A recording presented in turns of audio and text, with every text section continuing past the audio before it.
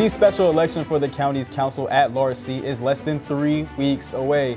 And in the next coming weeks, CTV will introduce you to each of those candidates. And joining us in the studio today is candidate and county chair Jolene Ivey.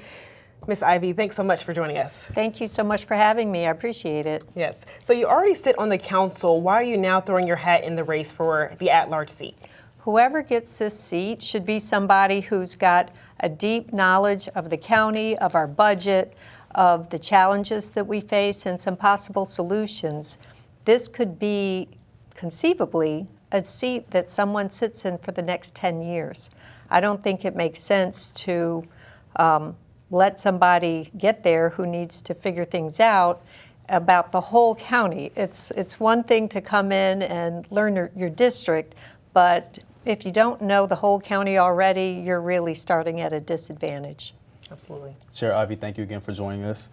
Speaking of budget, moving into this second session, we are currently in a $150 million deficit. How do you personally plan to try to get us out of this deficit and move things along without making it an extra burden on the taxpayers?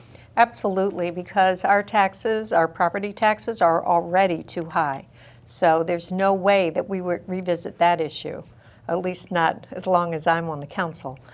I do think that the council did a great job working with the county executive this year to close the budget deficit, and we did it without doing anything that harmed people, right? So we didn't have anyone lose their job. There were no layoffs or anything like that. In fact, we figured out how to shave off something off of most budgets, not all budgets, and still be able to hire 50 more police officers and 150 more firefighters. We also put in an extra $200,000 into the police department's budget, so they have some flexibility when it comes to offering bonuses when they're hiring, because we're in a very competitive area when it comes to hiring police officers, and we're not going to be able to keep up otherwise. Absolutely. And the county council just passed a new rent stabilization bill. So what are your thoughts when they did pass that bill, and what do you think that we're going to do to move forward? Well, I am the lead sponsor of that bill, so I'm pleased how it ended. A bill starts out one way, and then there's give and take to see what the end result is. And I think it's healthy to have some push and pull, and then you end up with something maybe more in the middle, right?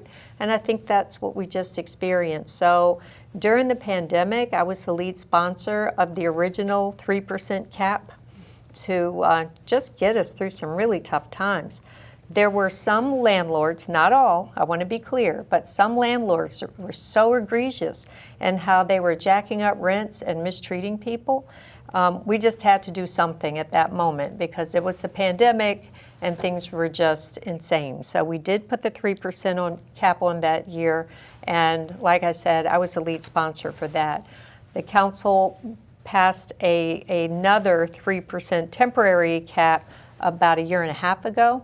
We came to another situation after the first cap expired and things started getting back to normal, so to speak. We started seeing again some landlords misbehaving. So we put the temporary 3% cap on. It was supposed to just be for a year, but it took us longer than that to get to a point where we were ready to pass something permanently. You really want to take your time and consider all the stakeholders, the people who rent to them, because they both have needs and rights. And we need to make sure that we're being fair to everyone. So I think we did a good job. We have in this bill, it's a maximum of a 6% increase, 3% plus CPI, but no more than 6% a year. And we have some other provisions that take care of people so that if somebody moves out of a unit, that unit isn't dramatically increased for the next person. So, there was some give and take along the way, and I think we've come to a good compromise, and I'm excited about the bill.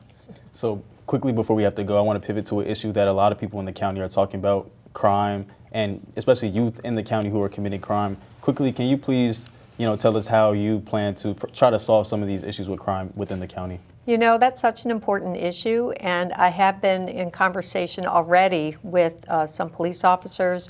We're working on a pilot program that would pair up a social worker with, at least one, with a police officer, make appointments in the homes of the young people who are getting into trouble.